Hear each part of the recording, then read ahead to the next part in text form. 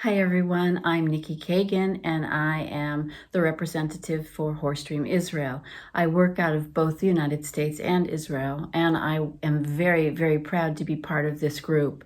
We have professional representation from all over the world, from North America, South America, the Middle East, Asia, pretty much everywhere. And we have a very unique approach to leadership development. What I'd like to share with you today is just how we look at mindfulness and presence as a foundational underpinning of good leading and managing. So I'll explain a little bit about our philosophy, how it works, and then share a very simple exercise that helps people understand it quite easily. Thanks so much for listening. So this is Piloni. Piloni and I met about 14 years ago. He's one of the wisest, kindest, and most effective leaders I've ever met. And it is to him that my book, Instinctive Leadership, is dedicated.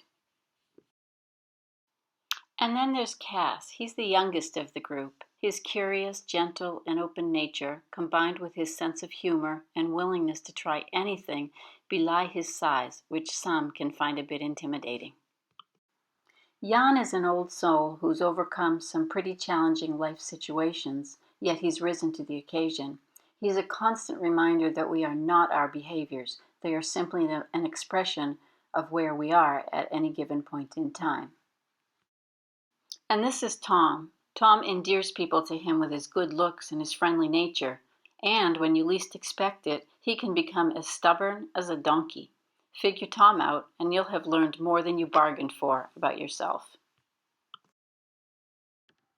So as you can see, they're all very different from one another, and as such, everyone who meets them learns different things from each one at any given point on any given day. Let's speak for a minute about presence when it comes to conflict. Wouldn't it be great if you could just respond in the moment and then just calmly walk away? Here's a great example how horses live in the present, moment by moment. They have an altercation, and one kicks out at the other, and then he calmly and quietly walks off and continues. As leaders, we know that our approach has to reflect several elements. The first is who we are as individuals. The second element has to do with who we're leading or who we're working with at the moment. The third element has to do with the nature and scope of the situation we find before us. And the fourth and final element is about the environment around us. When we think about how we're going to approach a situation, we must be mindful of all of these elements. This is what's called situational leadership. It's about being mindful of ourselves, being mindful of others, and being mindful of our environment. Ironically, one of the most difficult parts of leading self-leadership and professional leadership is really understanding who we are and how we are, rather than sometimes even deluding ourselves about who and how we're showing up to others. Horses can really help us understand this because they reflect back to us, or they demonstrate to us exactly how they're experiencing us in any given moment in their tactful and honest and straightforward way. So what's wonderful about it is that all we have to do is change something, and the horses will respond in kind, because remember, they live in the moment.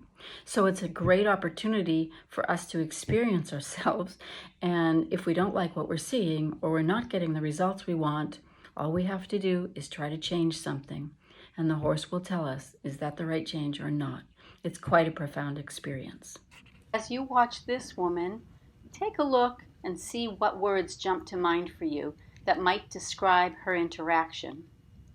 Some might say tentative, or relational, or cautious, and others might see something different.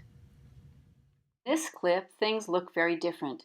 Notice her position relative to the horse, and look how the rope is hanging, as well as the way the horse is moving. A very different story here. And here, yet again, something different. She has decided to take the rope off altogether. What kind of a relationship does that suggest to you? In this last clip, you'll see very different energy, very different style. There's no right or wrong here. It's a question of whether we're using the right style for the right situation and whether we're really, truly present.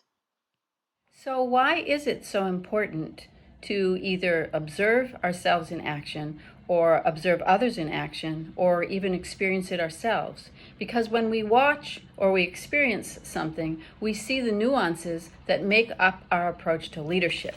It enables us to come face to face with all the emotions and beliefs that either enhance our leadership or get in our way. And it all happens in a very subtle, very quiet, very non-invasive way that enables us to take it in. So if we're experiencing something with a horse and things don't go the way we want, and we stop and we look inside and we think, what is it that we're doing to contribute to that? Because we don't have someone trying to talk us through it, because we don't have someone telling us this is the right way or the wrong way, we are left with our thoughts, our actions, and the horse's actions. And that is stronger than any other language. I hope you've enjoyed this opportunity to observe firsthand how working with horses can really enhance our presence, our mindfulness, and therefore our approach to leadership. I hope we meet you all sometime soon, either online or outside with the horses. Thanks again.